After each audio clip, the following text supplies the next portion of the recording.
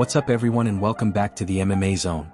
Today let's get started with Anthony Hernandez pulling out of his fight against Reinier de Ridder. On Monday, Paulo Costa cryptically told fans that the UFC called him and offered him a top 5 opponent on short notice.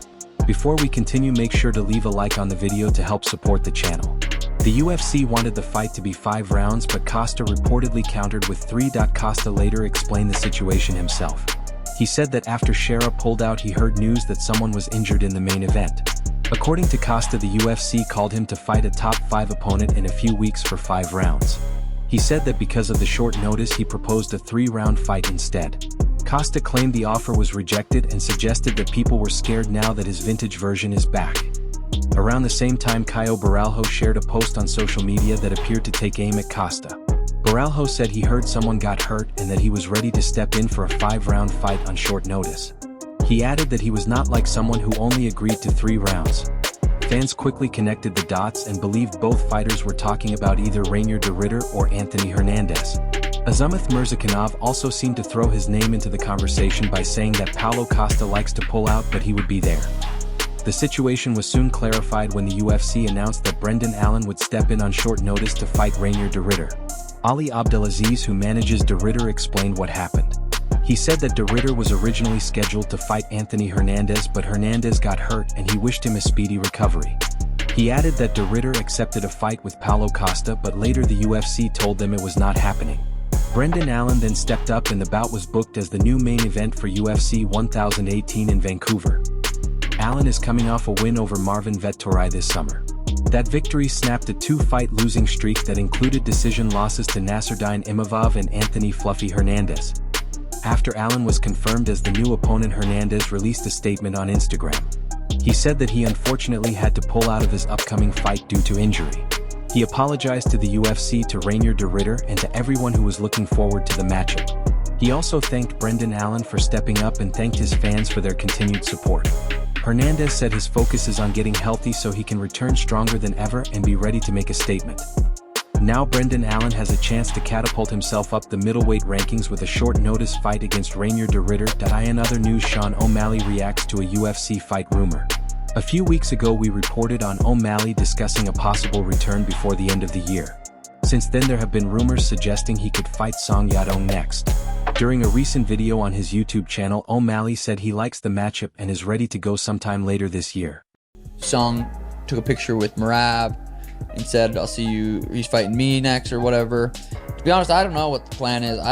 There's nothing official on my side. I haven't talked to UFC specifically on who, when, and where. Song seems like a great next opponent though. I mean, it makes sense. I like the matchup. That seems good. As far as the date goes, December, January, February, November, I'm ready to go. Call me next week, and I'll probably say that's too short notice, but I do like the matchup. Makes sense. I'm healthy. I'm feeling good. I'm training like a month. And I like that matchup a lot. So, according to a post made by MMA scientist on Weibo, Song Yadong has denied reports that he is scheduled to fight Sean O'Malley in December. For now, it looks like fans will have to wait and see how that situation plays out. Next up, Jared Gordon breaks his silence on being hit by a car before his fight. Jared Gordon recently suffered a loss to Rafa Garcia on Saturday's UFC card. After the fight, Belal Muhammad posted on social media claiming that Gordon had been hit by a car the day before the bout.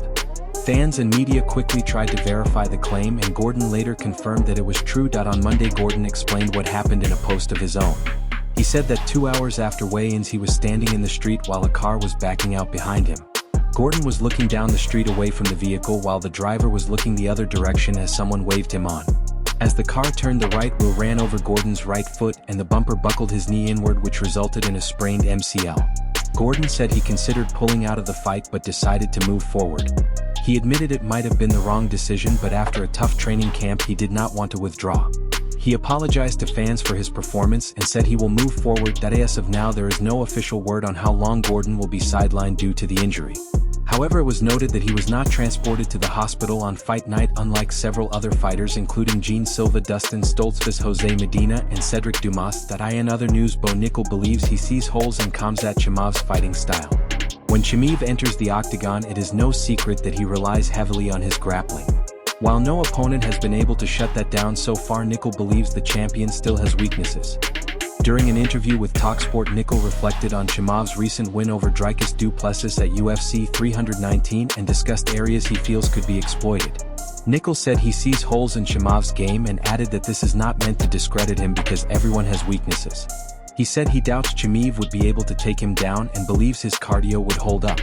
Nickel also said Chimaev would not be able to secure a quick takedown against him. Nickel pointed out that Chimaev has dominated striking-based opponents like Dricus du Plessis, Robert Whittaker and Li Jingliang by taking them down and overwhelming them. However, he believes grappling-based fighters present a different challenge. Nickel said that if they were to fight, he would be the best grappler Chimaev has faced. While Nickel feels confident in that matchup, Gilbert Burns believes that Reinier de Ridder is the fighter who poses the biggest threat to Chimaev. To that way, I don't like it so much, to be honest, because I get more nervous on the corner. Yeah. Khamzat Chimaev has been enjoying life since winning the title. This week he was gifted a black Ferrari 296 GTB while in Georgia. Safe to say he will have no trouble staying entertained as he waits for his next fight. In the featherweight division, Aljamain Sterling and Lerone Murphy went back and forth on social media.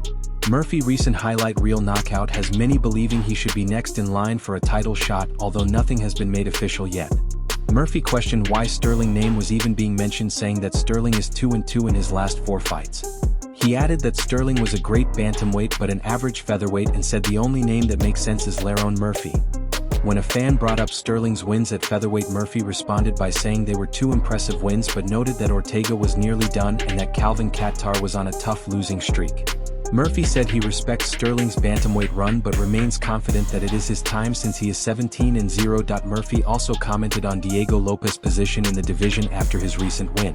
He said Lopez did amazing against Silva but that not much changed from the rematch against Volkanovski, and added that fans want to see new matchups. Sterling saw the comments and fired back. He pointed out that Murphy beat a former Bellator fighter, ran circles in another fight, and only has 2 finishes in his UFC career. Sterling reminded everyone that he is a former 3-time defending champion who beat a 2-time title challenger and has nearly 3 times as many UFC wins. He said his name makes perfect sense for a title shot. That response led to more exchanges, with Murphy claiming that Pico would beat Sterling and saying that while he respects Sterling's bantamweight resume, he does not believe Sterling will touch gold at featherweight. Sterling later responded to fans by saying he has 3 times as many fights and that this is not leapfrogging. Sterling also said he likes Murphy and finds his style interesting, but claimed that saying his name does not belong in the mix shows insecurity. He added that he has never turned down a fight and that the decision will ultimately be up to the UFC and Volkanovski. Sterling wrapped up his thoughts by saying that everyone in the top 15 at featherweight is dangerous and that every matchup carries risk. He said fair play to whoever gets the next title shot and that he will be ready if the phone rings. Movsar Evloev then joined the discussion by replying to Murphy's original post. He told Murphy that he likely will not get the title shot and that the 2 of them will probably end up fighting. Evloev said he looks forward to it but wished Murphy luck if he does get the title opportunity. Evloev also called for his next fight by congratulating Diego Lopez and suggesting either a rematch or a fight with Lerone Murphy. He said it does not matter who he fights. Evloev then took shots at other featherweights including Sterling and Lopez, saying he would beat Diego Lopez, Arnold Allen and Aljamain Sterling easily. He added that nobody deserves anything and that he is open to rematches.